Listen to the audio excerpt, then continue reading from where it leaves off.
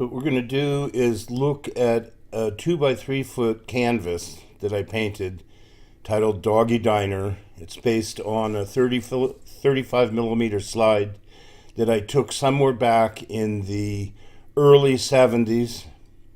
So this first image shows a very early stage. The very first thing that I did was to lay in all of the deepest darks, the blacks first, and then started to work the painting from background forward so that the sky was the first area other than the deepest blacks that was laid in. And then as we see in this next image, I'm moving forward spatially. The normal progression after putting in the strongest darks in an oil painting as I proceed with them is to start with the darkest darks and then work from background forward, though there will be times that there are areas that are so wet that I can't go to the next forward plane.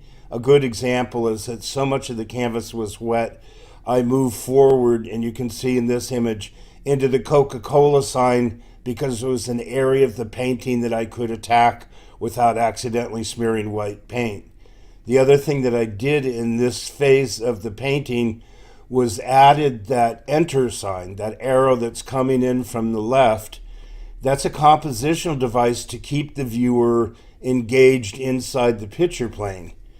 Without that arrow, with the car pointing to the left and the dog's head pointing to the left, it would pull the viewer outside the picture plane, which is the last thing that I want. Then moving on to the next image, you can see that I have moved forward spatially and pretty much completed the background in the middle ground, and am now starting to address the dog's head and the interior of the restaurant. And at this point, the next image is I have completed the restaurant and I have also completed the dog's head.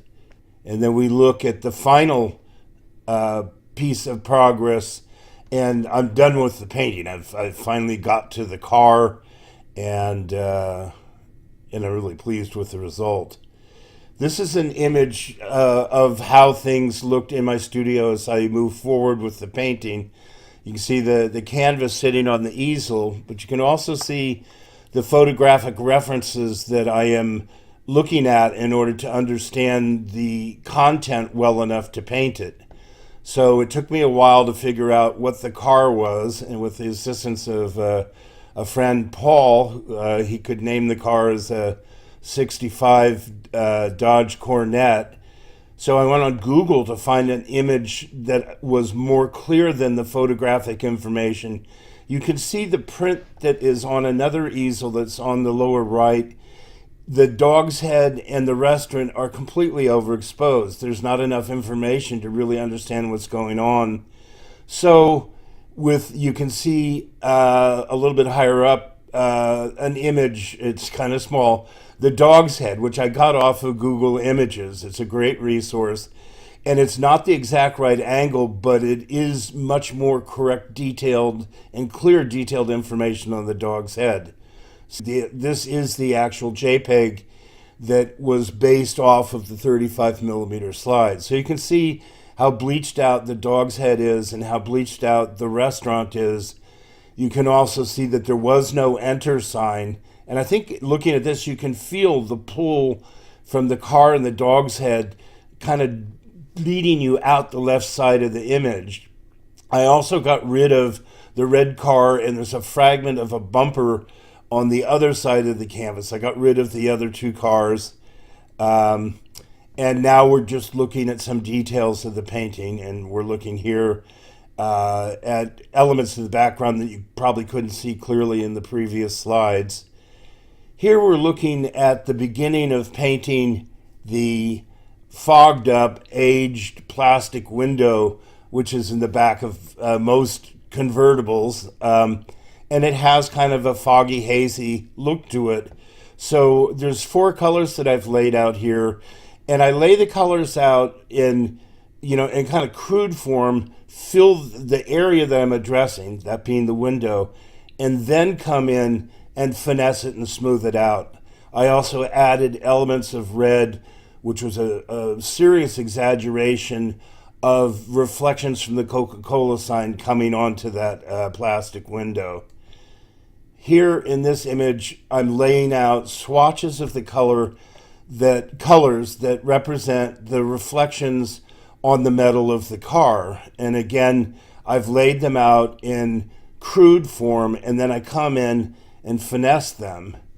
And here in this image, you can see I have finessed the reflections in the metal. And also you can see, and I'll have to say it's a masterful job that I did, you can see the difference in the way the foggy plastic reflects light as opposed to the metal, how it's just more hazy, and the reflections in the metal are really quite crisp.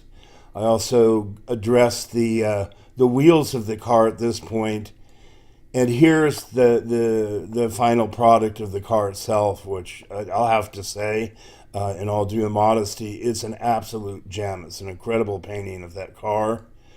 And here we've got a detail showing the end product of the interior of the restaurant. If you remember, the restaurant in the source slide, which was turned into a JPEG, it was all bleached out. There was no real information inside the restaurant. So from imagination is I created what you see there, and part of what you're seeing there is actually a reflection on the inside window of the wall menu that's behind the counter inside the restaurant, which all of that comes from imagination, but I've been in enough restaurants to at least guess what might have been going on there.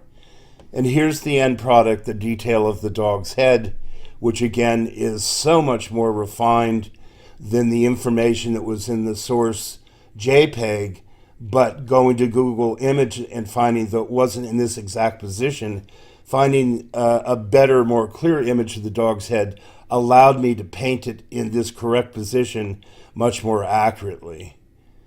And here again, we're looking at the end product of the painting. It's 3